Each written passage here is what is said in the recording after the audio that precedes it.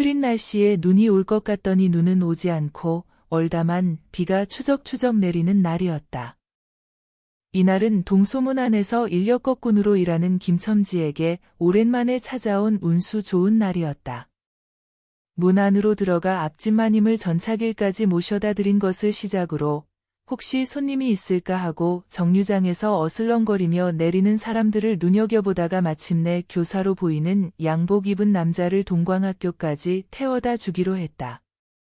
첫 번에 30전, 두 번째에 50전, 아침 일찍부터 나쁘지 않은 일이었다.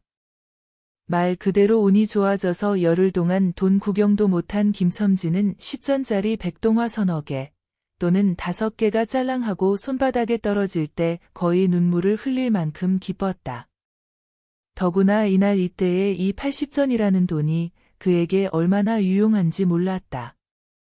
목마른데 막걸리 한 잔도 마실 수 있고 그보다도 아픈 아내에게 설렁탕 한 그릇도 사다 줄 수 있었다. 그의 아내가 기침으로 괴로워한 지 벌써 한 달이 넘었다. 제대로 된 밥도 못 먹는 형편이니 당연히 약 한 첩 써본 적이 없었다.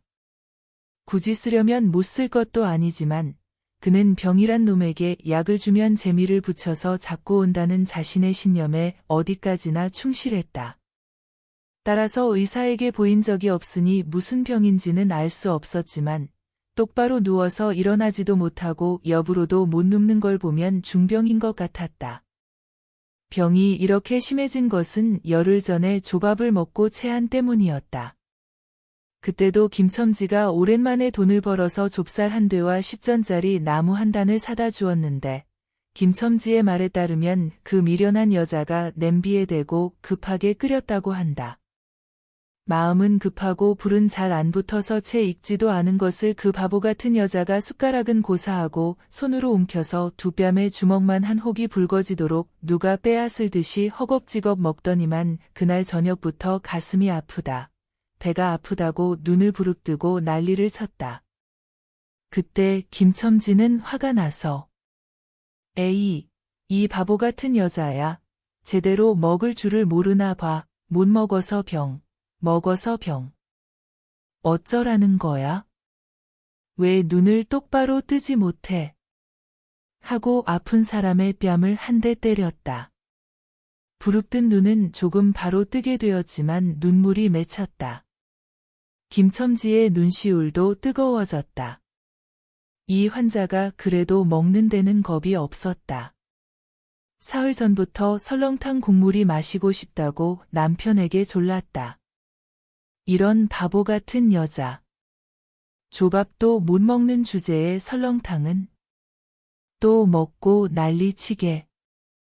라고 소리를 쳐봤지만 못 사주는 마음이 편하지는 않았다.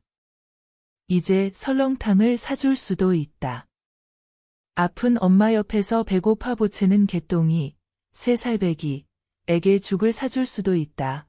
80전을 손에 쥔 김첨지의 마음은 넉넉했다. 하지만 그의 행운은 거기서 그치지 않았다. 땀과 빗물이 섞여 흐르는 목덜미를 기름기 다 빠진 헌수건으로 닦으며 그 학교 문을 돌아 나올 때였다. 뒤에서 인력거 하고 부르는 소리가 났다. 자기를 불러세운 사람이 그 학교 학생인 줄 김첨지는 한 번 보고 짐작할 수 있었다. 그 학생은 별말도 없이 서울역까지 얼마예요? 라고 물었다. 아마도 그 학교 기숙사에 있는 학생으로 방학을 이용해 고향에 가려는 것 같았다. 오늘 가기로 했지만 비는 오고 짐은 있고 해서 어찌할 줄 모르다가 마침 김첨지를 보고 뛰어나온 것 같았다. 그렇지 않으면 왜 구두를 제대로 신지도 못하고 질질 끌며 비록 낡은 양복이지만 그걸 입고 비를 맞으며 김첨지를 쫓아 나왔겠는가. 서울역까지 말씀이십니까? 하고 김첨지는 잠깐 망설였다. 그는 이 비 오는 날에 우산도 없이 그 먼 곳을 철벅거리며 가기가 싫었던 걸까? 처음 것 둘째 것으로 만족한 걸까? 아니다. 절대 아니다. 이상하게도 꼬리를 물고 찾아오는 이 행운 앞에 조금 겁이 났던 것이다. 그리고 집을 나올 때 아내의 부탁이 마음에 걸렸다. 앞집 마님이 부르러 왔을 때 병든 아내는 뼈만 남은 얼굴에 유일하게 생기 있는 크고 움푹 팬 눈에 애원하는 빛을 띠며 오늘은 나가지 말아요. 제발 집에 있어 주세요. 내가 이렇게 아픈데. 라고 목이 소리처럼 중얼거리며 숨을 헐떡거렸다. 그때 김첨지는 대수롭지 않은 듯이 아이고, 짜증나는 여자야. 별 쓸데없는 소리를 다 하네. 붙들고 앉아있으면 누가 먹여 살릴 줄 알아. 하고 훌쩍 뛰어나오려니까 환자는 붙잡을 듯이 팔을 내저으며 나가지 말라고 그러는 게 아니에요. 그러면 일찍 들어와요. 하고 목매인 소리가 뒤를 따랐다. 서울역까지 가자는 말을 들은 순간에 경련적으로 떠는 손과 유난히 큰 눈, 울 것 같은 아내의 얼굴이 김첨지의 눈앞에 어른거렸다. 그래 서울역까지 얼마냐고요? 하고 학생은 초조한 듯이 인력거꾼의 얼굴을 바라보며 혼잣말처럼 인천행 기차가 11시에 있고 그 다음에는 2시인가? 라고 중얼거린다. 1원 50전만 주세요. 이 말이 저도 모르게 불쑥 김첨지의 입에서 튀어나왔다. 자기가 부르고도 스스로 그 엄청난 금액에 놀랐다.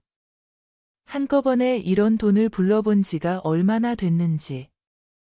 그러자 그 돈을 벌 용기가 병든 아내에 대한 걱정을 눌러버렸다. 설마 오늘 하루 동안 무슨 일이 있겠어 싶었다.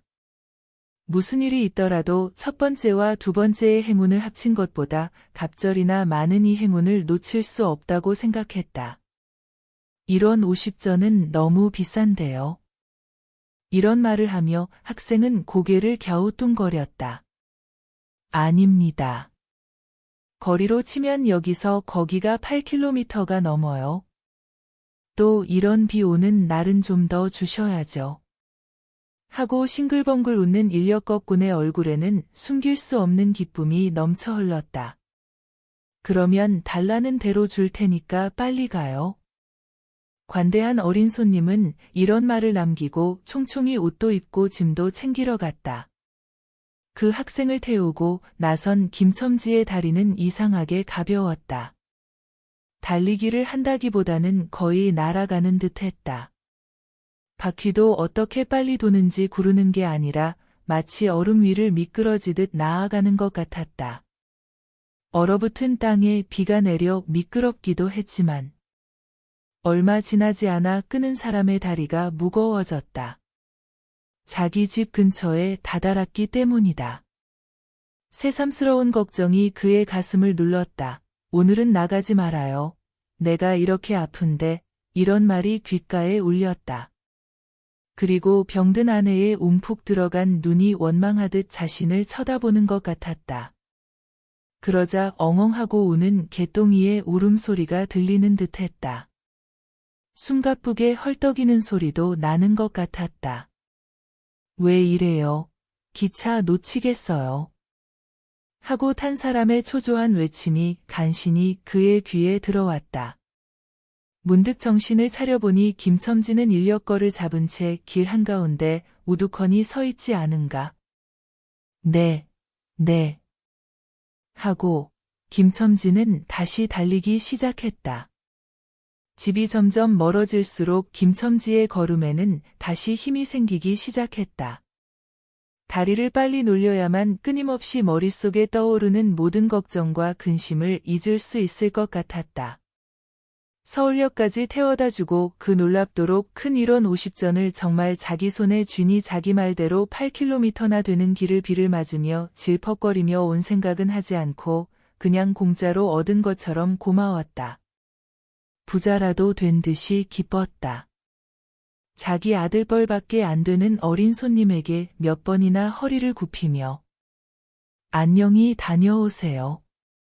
라고 정중하게 인사했다. 하지만 빈 인력거를 끌고 이 비 오는 날씨에 돌아가는 일은 생각지도 못했다. 일하느라 흘린 땀이 식으면서 굶주린 배와 젖은 옷에서 한기가 올라오기 시작하자 이런 50전이라는 돈이 얼마나 소중하고 귀한지 절실히 느꼈다. 정거장을 떠나는 그의 발걸음은 힘이 하나도 없었다. 온몸이 움츠러들며 당장 그 자리에 쓰러져 일어나지 못할 것만 같았다. 젠장, 이 비를 맞으며 빈 인력거를 끌고 돌아가다니. 이 빌어먹을 비는 왜 하필 내 머리를 때리고 있는 거야? 그는 몹시 화가 나서 누군가에게 반항이라도 하듯 투덜거렸다. 그때 그의 머리에 또 다른 생각이 스쳤다. 이대로 가지 말고 이 근처를 빙빙 돌면서 기차가 오기를 기다리면 또 손님을 태울 수 있지 않을까? 오늘 운이 이상하게 좋으니 그런 행운이 또 한 번 찾아올지도 모른다는 생각이 들었다. 꼬리에 꼬리를 무는 행운이 자신을 기다리고 있다고 내기를 해도 좋을 만큼 확신이 생겼다. 하지만 정거장 인력거꾼들의 눈치가 무서워 정거장 앞에 서 있을 수는 없었다. 그래서 그는 전에도 여러 번 해봤던 대로 정거장 앞 전차 정류장에서 조금 떨어진 곳, 사람들이 다니는 길과 전차길 사이에 인력거를 세워두고 주변을 돌아다니며 상황을 살폈다. 얼마 지나지 않아 기차가 도착했고 수십 명의 승객들이 정류장으로 쏟아져 나왔다. 손님을 찾는 김첨지의 눈에 양머리에 굽 높은 구두를 신고 망토까지 걸친 기생 출신인지 아니면 한량한 여학생인지 모를 여자의 모습이 들어왔다. 그는 슬그머니 그 여자에게 다가갔다. 아가씨, 인력거 타시겠어요? 그 여학생인지 기생인지 모를 여자는 한동안 매우 도도한 표정으로 입술을 꼭 다문 채 김첨지를 쳐다보지도 않았다. 김첨지는 구걸하는 거지처럼 계속해서 그녀의 기색을 살피며 말을 걸었다. 아가씨, 정거장 애들보다 훨씬 싸게 모셔다 드릴게요. 어디로 가세요? 그러면서 그 여자가 들고 있는 일본식 버들고리에 손을 대려고 했다. 뭐야, 귀찮게 굴지 마세요. 여자는 벼락 같은 소리로 외치고는 돌아섰다. 김첨지는 아이고 하며 물러섰다. 전차가 도착했다. 김첨지는 원망스러운 눈으로 전차에 타는 사람들을 바라보고 있었다. 하지만 그의 예감은 틀리지 않았다. 전차가 꽉 차서 움직이기 시작했을 때 타지 못한 손님이 한 명 있었다. 커다란 가방을 들고 있는 걸 보니 아마도 차 안이 너무 붐벼서 짐이 크다는 이유로 차장에게 밀려난 것 같았다. 김첨지는 얼른 다가갔다. 인력거 타시겠어요? 한동안 가격 흥정을 하다가 60전의 인사동까지 태워다 주기로 했다. 인력거에 짐을 싣자 그의 몸은 이상하게도 가벼워졌다. 그러나 인력거가 가벼워지니 이번에는 몸이 다시 무거워졌고 마음까지 초조해졌다. 집의 모습이 자꾸 눈앞에 어른거려 이제는 행운을 바랄 여유도 없었다. 나무 토막 같은 자신의 것 같지도 않은 다리를 계속 꾸짖으며 비틀거리며 달릴 수밖에 없었다. 지나가는 사람들이 저 인력거꾼이 저렇게 술에 취해서 이 지느길을 어떻게 가나 하고 걱정할 정도로 그의 걸음은 위태로웠다. 흐리고 비 오는 하늘은 어둑어둑해져 벌써 해질녘에 가까워 보였다. 창경원 앞에 이르러서야 그는 가쁜 숨을 돌리고 걸음을 늦추었다. 한 걸음 두 걸음 집이 가까워질수록 그의 마음은 이상하게 누그러졌다. 하지만 이 누그러짐은 안심해서 오는 것이 아니라 자신을 덮칠 무서운 불행을 곧 알게 될 시간이 다가오는 것을 두려워하는 마음에서 오는 것이었다. 그는 불행과 마주치기 전의 시간을 조금이라도 누리고 싶어 머뭇거렸다. 기적 같은 수입을 올렸다는 기쁨을 가능한 한 오래 간직하고 싶었다. 그는 두리번거리며 주위를 살폈다. 마치 자신의 집, 곧 불행을 향해 달려가는 다리를 스스로 멈출 수 없으니 누군가 자신을 붙잡아 달라고, 구해달라고 하는 듯 했다. 그때 마침 길가의 선술집에서 그의 친구 치삼이가 나왔다. 치삼이의 우글우글한 살찐 얼굴에 붉은 기가 돌고 턱과 뺨을 시커멓게 덮은 구레나룻이 보였다. 반면 김첨지는 노랗게 말라 여기저기 주름이 잡힌 얼굴에 턱 아래에만 소림 모양으로 수염이 난 모습이었다. 두 사람의 외모는 극명한 대조를 이루고 있었다. 여보게 김첨지, 자네 집에 다녀오는 길인가 보군. 돈 많이 벌었을 테니 한잔하세. 뚱뚱한 치삼이가 마른 김첨지를 보며 외쳤다. 그의 목소리는 몸집과는 달리 부드럽고 상냥했다. 김첨지는 이 친구를 만난 게 너무나 반가웠다. 마치 자신을 구해준 은인이라도 된 것처럼 고마웠다. 자네는 벌써 한잔 했나 보군. 자네도 오늘 재미 좋아 보이네. 김첨지는 얼굴을 펴고 웃으며 말했다. 아이고, 재미없다고 술 못 마시나. 그런데 여보게, 자네 온몸이 왜 물에 빠진 쥐 같은가. 어서 들어와 몸 좀 말리게. 선술집 안은 따뜻하고 포근했다. 추어탕 끓이는 솥뚜껑을 열 때마다 모락모락 피어오르는 김, 석쇠 위에서 지글지글 구워지는 너비아니와 돼지고기, 간, 콩팥, 북어, 빈대떡 등이 어수선하게 늘어선 안주 탁자를 보자 김첨지는 갑자기 속이 쓰려 견딜 수가 없었다. 마음대로 할 수만 있다면 그곳에 있는 모든 음식을 한꺼번에 먹어치워도 시원치 않을 것 같았다. 하지만 배고픈 그는 일단 양이 많아 보이는 빈대떡 2개를 주문하고 추어탕도 한 그릇 시켰다. 줄인 배는 음식 맛을 보자마자 더욱 허기져 자꾸 더 먹으라고 재촉했다. 순식간에 두부와 미꾸라지가 든 국물 한 그릇을 물 마시듯 들이켰다. 세 번째 그릇을 받아들 때쯤 데워둔 막걸리 2잔이 나왔다. 치삼이와 함께 마시자 텅 빈 속에 술이 퍼지며 얼굴이 화끈거렸다. 또 한 잔을 더 마셨다. 김첨지의 눈은 이미 풀리기 시작했다. 석쇠에 올려진 떡 2개를 크게 썰어 볼을 불룩거리며 또 막걸리 2잔을 더 달라고 했다. 치삼이는 의아한 듯 김첨지를 보며 말했다. 여보게, 또 마시겠다고? 우리가 벌써 4잔씩 마셨네. 돈이 40전이나 됐어. 아이고, 이 사람아. 40전이 뭐 그리 대단하다고. 오늘 내가 돈을 엄청 벌었어. 진짜 오늘 운수가 좋았다니까. 그래? 얼마나 벌었다는 거야? 30원을 벌었어. 30원. 이런 수를 왜 안 따르고. 괜찮아 괜찮아. 마음껏 마셔도 돼. 오늘 돈을 산더미같이 벌었는걸. 어이구, 이 사람 취했네. 그만 마시지. 이 사람아, 이 정도로 취할 내가 아니야. 어서 더 마시자고. 김첨지는 치삼의 귀를 잡아당기며 취한 목소리로 소리쳤다. 그리고 술을 따르는 15살쯤 되어 보이는 중머리 소년에게 달려들며 말했다. 야, 이 녀석아, 왜 술을 안 따르는 거야? 중머리 소년은 희죽 웃으며 치삼을 보고 눈짓을 했다. 술 취한 김첨지가 이 눈치를 알아채고 화를 버럭 내며 말했다. 에이, 이 못된 녀석들 같으니라고. 이 녀석, 내가 돈이 없을 거라고 생각하는 거야? 그러더니 허리춤을 뒤적거리다가 1원짜리 지폐 한 장을 꺼내 중머리 소년 앞에 팽개쳤다. 그 바람에 몇 개의 동전이 짤랑거리며 떨어졌다. 여보게, 돈 떨어졌네. 왜 돈을 막 던지나? 치삼이가 이렇게 말하며 돈을 주우려 했다.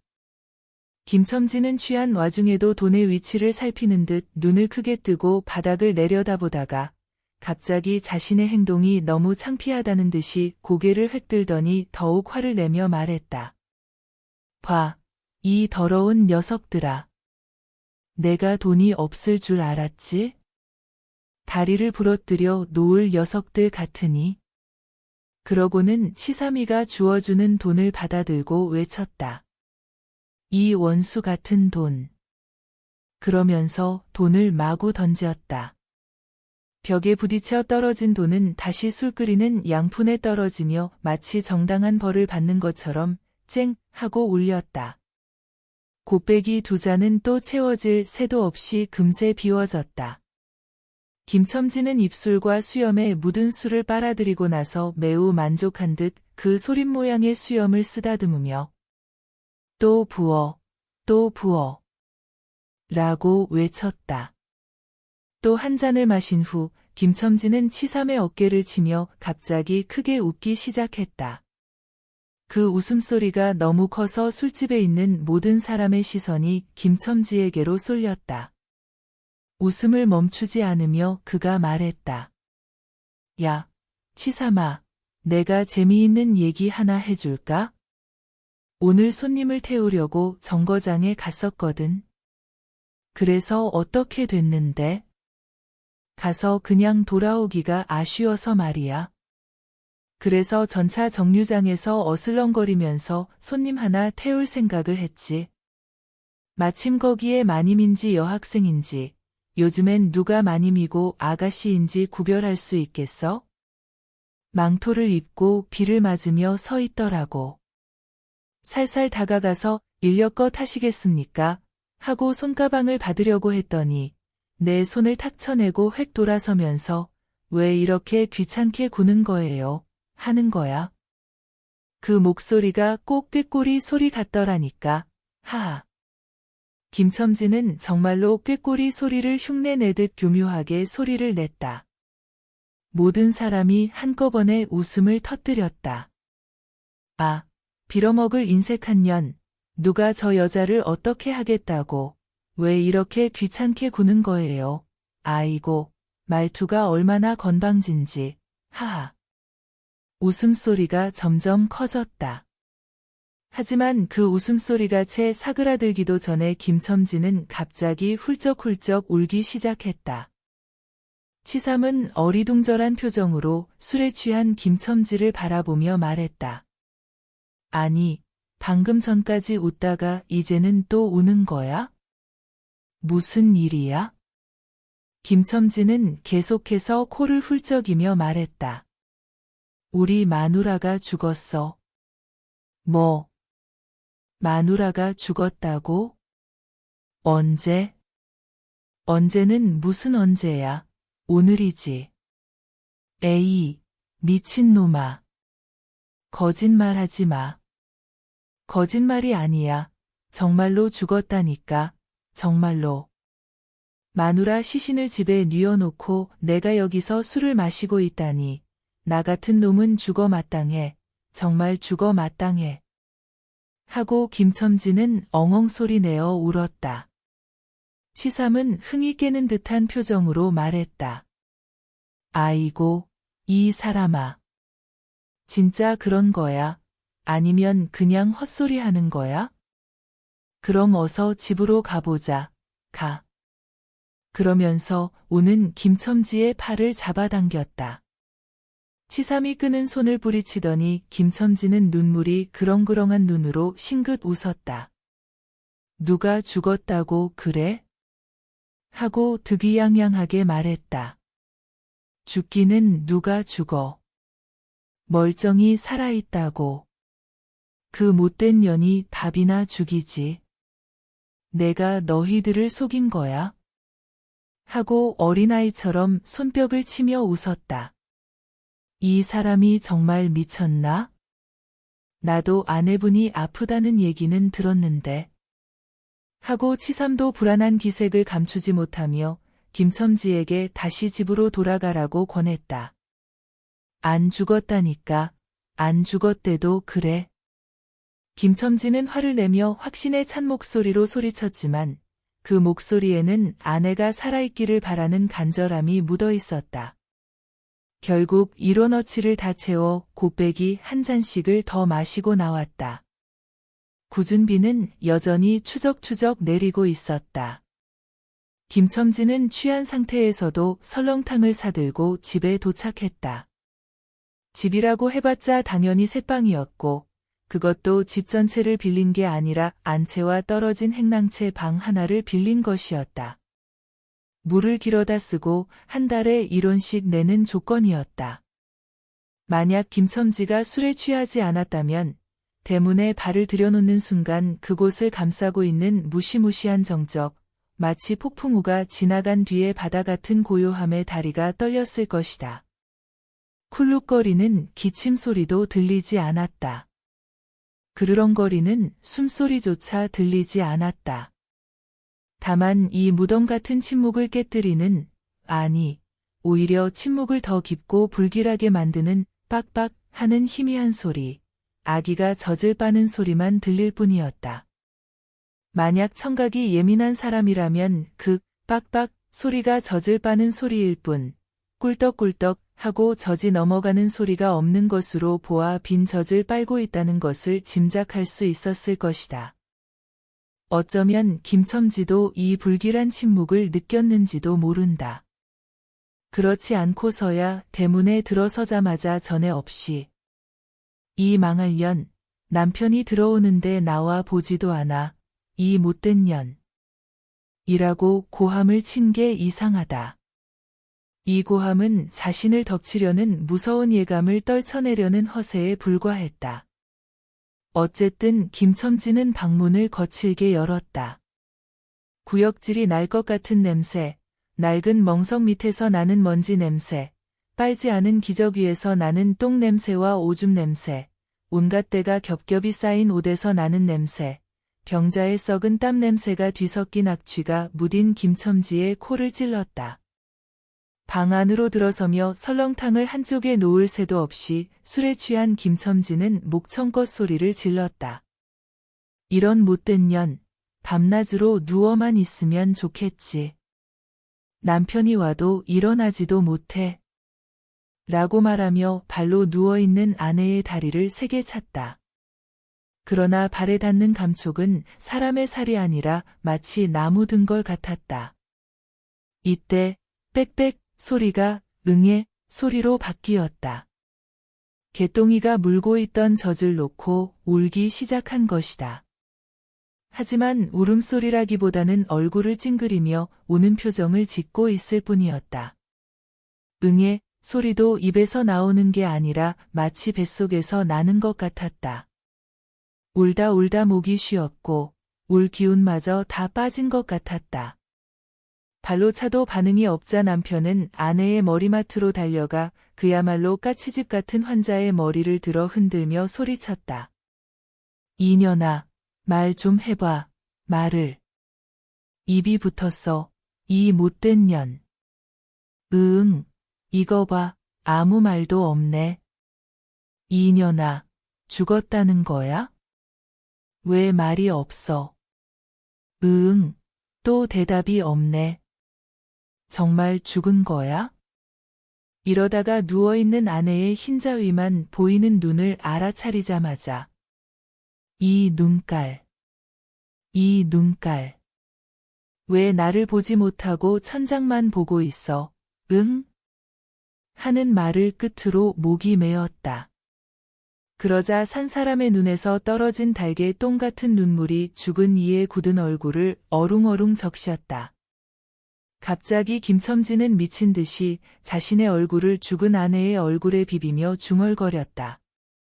설렁탕을 사왔는데 왜 먹지를 못하니? 왜 먹지를 못하니? 이상하게도 오늘은 운수가 좋더니만.